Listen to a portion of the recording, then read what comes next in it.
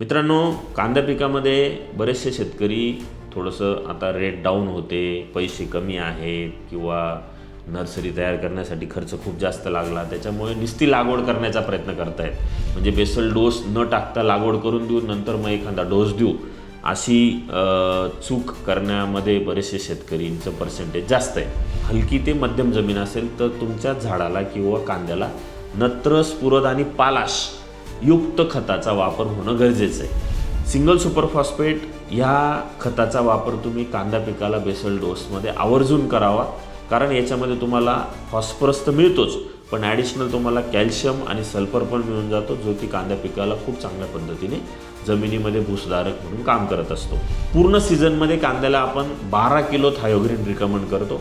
त्याच्यापैकी 6 किलो थायोग्रीन हे तुम्हाला बेसल डोसला द्यायचं आहे. बेसल डोस म्हणजे आता जो मी तुम्हाला एक्सप्लेन करतोय तो डोस.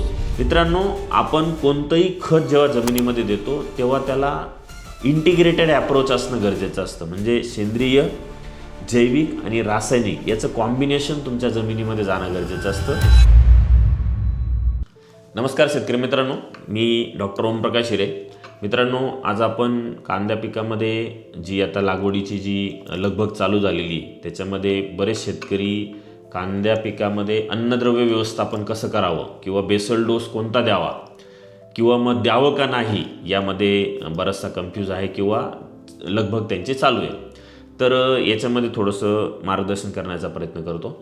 मित्रांनो, कांदा पिकामध्ये बरेचसे शेतकरी थोडंसं आता रेट डाऊन होते, पैसे कमी आहेत किंवा नर्सरी तयार करण्यासाठी खर्च खूप जास्त लागला, त्याच्यामुळे नुसती लागवड करण्याचा प्रयत्न करतायत. म्हणजे बेसल डोस न टाकता लागवड करून देऊ, नंतर मग एखादा डोस देऊ, अशी चूक करण्यामध्ये बरेचसे शेतकरींचं पर्सेंटेज जास्त आहे. मला वाटतं की आपण जमिनीमध्ये दाणेदार खताचा वापर लागवडीच्या अगोदर करणं खूप जास्त फायदेशीर ठरत असतं. ह्या लागवडीच्या अगोदर टाकलेला डोस हा सर्वात महत्त्वाचा फायदा म्हणजे मातीआड होतो, आणि मातीआड झाल्यामुळे त्याची कार्य करण्याची क्षमता, म्हणजे तुम्ही टाकलेलं खत जास्तीत जास्त झाडाने उचलण्याची जी क्षमता आहे ती क्षमता त्याची खूप चांगल्या पद्धतीने वाढून जाते. म्हणून कृपा करून कोणीही कंटाळा न करता बेसल डोस लागवडीच्या अगोदर टाकणं खूप गरजेचं आहे, आणि तो कांदा पिकाला टाकला पाहिजे. याच्यामध्ये आता बेसल डोस कसा असावा याविषयी थोडीशी चर्चा करू. जर तुमच्याकडे हलकी ते मध्यम जमीन असेल तर तुमच्या झाडाला किंवा कांद्याला नत्र, स्फुरद आणि पालाश युक्त खताचा वापर होणं गरजेचं आहे. जर जमीन जाड असेल तर त्या जमिनीमध्ये पोटॅश लेवल बऱ्यापैकी चांगली असते, म्हणून सुरुवातीच्या डोसमध्ये पोटॅशचं ॲप्लिकेशन नाही झालं तरी काही अडचण नसते, एवढी काही त्याचा खूप जास्त इम्पॅक्ट तुमच्या पिकावर दिसून येत नाही. म्हणून मग जर जाड जमीन असेल तर तिथं पोटॅश नसलेलं खत तुम्ही वापरू शकता. आता याच्यामध्ये थोडं डिफरन्शिएट करायचं झालं तर तुमच्याकडे हलकी ते मध्यम जमीन आहे, म्हणजे आपल्याला पोटॅशयुक्त खत म्हणजे नत्र, स्फुरद तर आहेच, पण पालाशयुक्त खत वापरणं अत्यंत गरजेचं आहे. कारण हलक्या जमिनीमध्ये पालाश लेवल किंवा पोटॅश लेवल कमी असल्यामुळे आपल्याला बेसलमध्ये सुद्धा पालाश किंवा पोटॅशचा वापर करावा लागतो विथ नायट्रोजन, फॉस्फरस. सो आपल्याकडे ऑप्शन सर्वात बेस्ट, स्वस्तात मस्त ऑप्शन असेल तर ते म्हणजे single super phosphate. Single super phosphate ह्या खताचा वापर तुम्ही कांदा पिकाला बेसल डोसमध्ये आवर्जून करावा, कारण याच्यामध्ये तुम्हाला फॉस्फरस तर मिळतोच, पण ॲडिशनल तुम्हाला कॅल्शियम आणि सल्फर पण मिळून जातो, जो की कांदा पिकाला खूप चांगल्या पद्धतीने जमिनीमध्ये भूसुधारक म्हणून काम करत असतो. तर मार्केटमध्ये अजून सिंगल सुपर फॉस्फेट हे बोरॉन आणि झिंक बेस आलेले आहेत.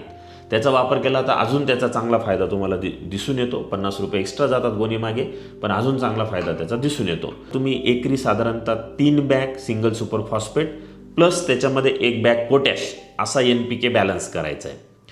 समजा हे शक्य नसेल किंवा हे तुम्हाला टाकायचं नसेल तर मग तुमच्याकडे ज्या सुपला बेस ग्रेड आहे, ज्याच्यामध्ये नत्र पण आहे, स्फुरद पण आहे, पालाश पण आहे, जसं की 10-26-26 आहे, 12-32-16 आहे, 14-35-14 आहे, किंवा 8-21-21 आहे, किंवा 15-15-15 आहे, अशा तिन्ही नत्र, स्फुरद, पालाश एकत्र असलेल्या ग्रेडचा वापर तुम्ही या हलक्या ते मध्यम जमिनीमध्ये प्रति एकर 2 ते 2.5 बॅग, प्रति एकर 2 बॅग, मॅक्झिमम 2 बॅग अशा हिशोबाने तुम्हाला हा NPK बॅलन्स करायचा आहे. एक तर single super phosphate plus potash, किंवा मग सुपला बेस एकरी 2 बॅगचं ॲप्लिकेशन. सुफला म्हणजे नत्र, स्फुरद, पालाश एकत्र असलेली गोंद किंवा खत.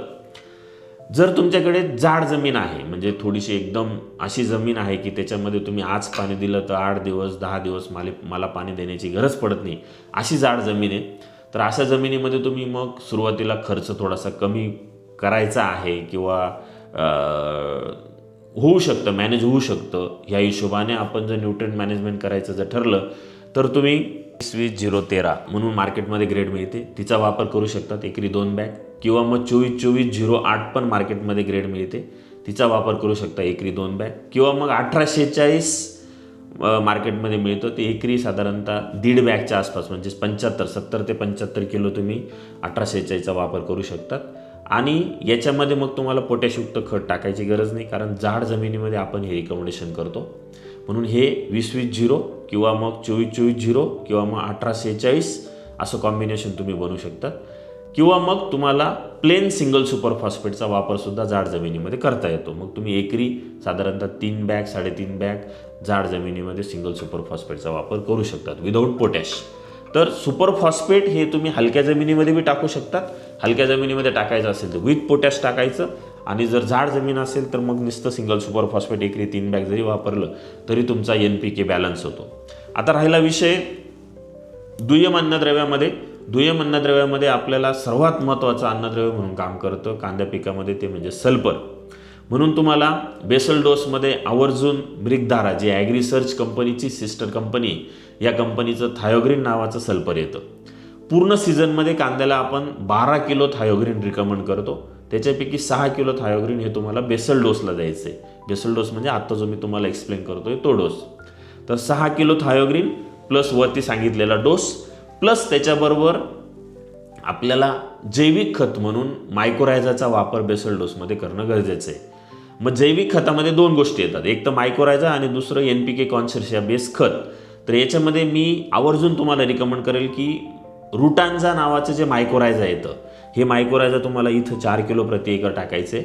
आणि ह्याच मायक्रोरायझाबरोबर तुम्हाला नायट्रोजन, फॉस्फरस आणि पोटॅश सोल्युबलायझिंग आणि मोबिलायझिंग करणारे बॅक्टेरिया एकत्र करून बनवण्यात येणारं कन्सर्ट G म्हणजे ग्रॅन्युअल, हे 5 किलोच्या पॅकिंगमध्ये तुम्हाला मिळतं. मित्रांनो, आपण कोणतंही खत जेव्हा जमिनीमध्ये देतो तेव्हा त्याला इंटिग्रेटेड ॲप्रोच असणं गरजेचं असतं. म्हणजे सेंद्रिय, जैविक आणि रासायनिक याचं कॉम्बिनेशन तुमच्या जमिनीमध्ये जाणं गरजेचं असतं. तेव्हाच तुम्ही दिलेलं रासायनिक खत हे पिकाला खूप चांगल्या पद्धतीने अवेलेबल होतं. जमिनीत खत किती दिलं आहे याच्यापेक्षा तुम्ही दिलेलं खत झाडाने किती उचललं याला जास्त महत्त्व असल्यामुळे आपल्याला या रासायनिक खताबरोबर जैविक आणि सेंद्रिय खताची जोड देणं गरजेचं असतं. म्हणून मग जैविक खतांमध्ये मी तुम्हाला मायक्रोरायझा म्हणजे रुटांचा 4 किलो रिकमेंड केला, आणि त्याच्याबरोबर तुम्हाला NPK बेस कॉन्सोर्शिया ग्रॅन्युअल फॉर्ममध्ये मिळतो, जो तुम्ही इझिली खतामध्ये मिक्स करू शकतात. कन्सर्ट G नावाने 5 किलो प्रति एकरचा डोस आहे, ते तुम्हाला एकत्र करायचे.